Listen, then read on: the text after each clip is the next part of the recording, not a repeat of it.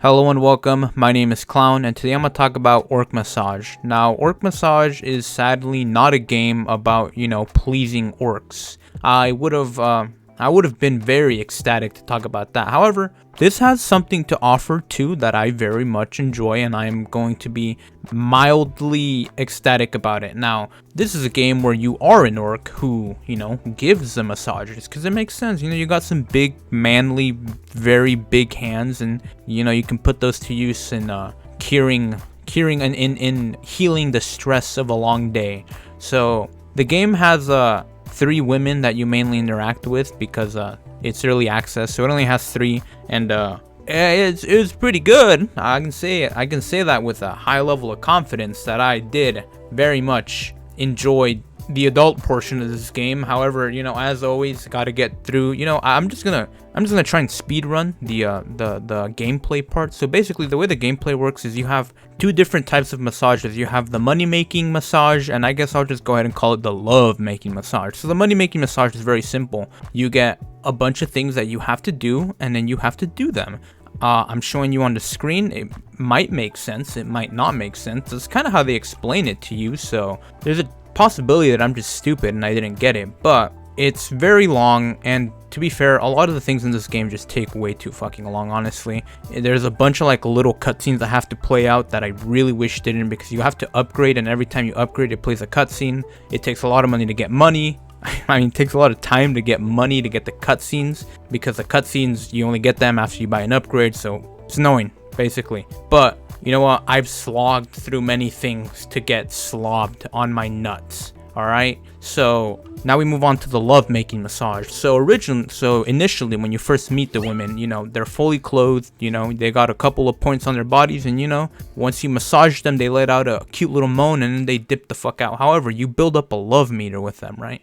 And as their hearts go up, eventually they're like, they have only a towel on, and then they just don't have any clothing on. And then this is where you get in, right? Because essentially there is a bit of a story here. You're just an orc and you're looking for a job, so a goblin gives you a job as a masseuse. Your first client is this blonde girl named Talia, and she's clearly trying to get some action right from the beginning. She's got that blush. You know what she wants. However, she has to kind of work it in a little bit. So initially, she's like, hey man, can you she's just sitting there on the table, only a towel on, and then she's like, looks at the table and she's like, hey, can you get that lavender oil or something? I need some special. And so you look around, right? You go to the table and you turn back. Bitch ain't got no clothes on. And she's like, oh, I'd like some special service.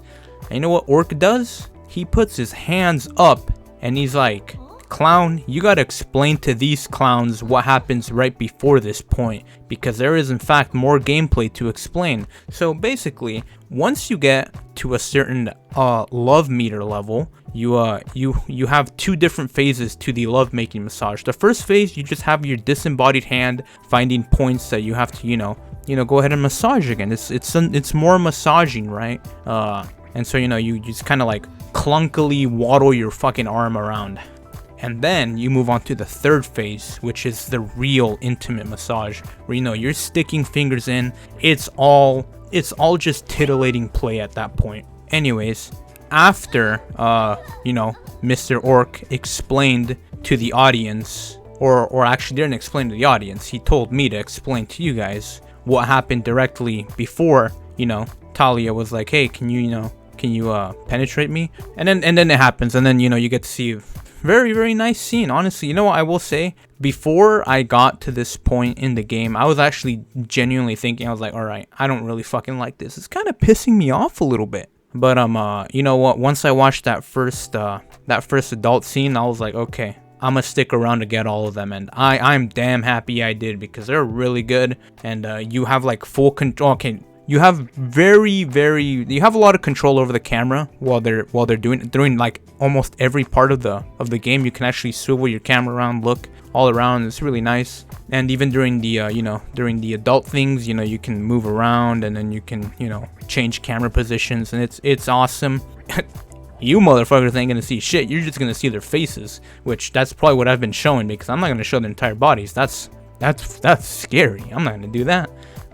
Anyways, yeah, there's 3 girls. You got Talia, Ava, and Valerie. Ava's a bird girl. Valerie's the tiger girl. I actually do like all of them very much. I think I like the tiger girl the most just because she is a tiger girl, and you know, I'm a little sussy every so often, so I like acting sus. And yeah, honestly, very, very good time I had with this game. Actually, that's a fucking lie. I had a terrible time for like an hour until eventually I started having a good time after all the, you know, hentai started coming out. and that was awesome. That was awesome. I loved it. And yeah, that's all I have to say about this game. Honestly, can't wait for more updates to roll out for this thing. I am looking forward to disrespectfully having a peek. And yeah, so thank you guys for watching. I also want to say thank you guys for 100 subs too. I was gonna make a video about it, but I was like, fuck, I'll just put it at the end of the video, which is, you know, statistically, not a lot of people are actually gonna see this. So if you did, you're a champ, and I love you. Either way, I'll see you guys next time when I talk about something else.